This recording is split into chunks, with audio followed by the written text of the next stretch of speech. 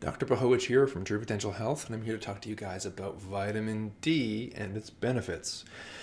So as you may or may not know, vitamin D is highly involved in calcium absorption and utilization, so it helps us get strong bones. It's also involved in clearly depression. This is seasonal affective disorder season because it's a winter time, but it can also help other forms of depression as well.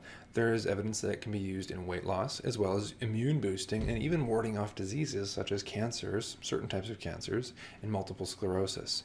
There's lots of other varying amounts of benefits of vitamin D, but the big ones are the ones I just mentioned.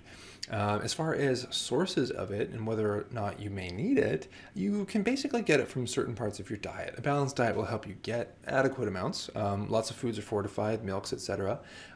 Some cheeses have adequate amounts of vitamin D if you're eating them regularly, but another really good source is definitely certain types of fresh and cold water fishes, as well as eggs. So there's some sources there. Even things like liver and some organ meats will have relatively decent amounts of vitamin D in them.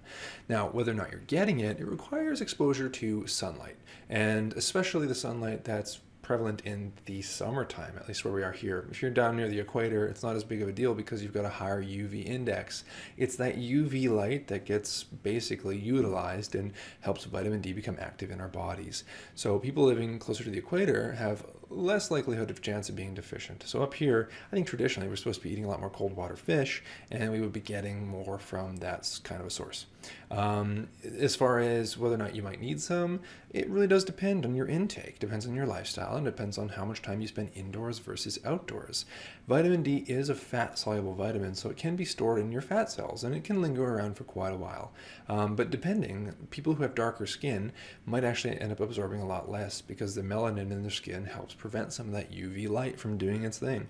So that's the skinny on vitamin D. There's more to the story, and if you ever need help with dosing, etc., feel free. We're always here at True Potential Health, and we're happy to help you.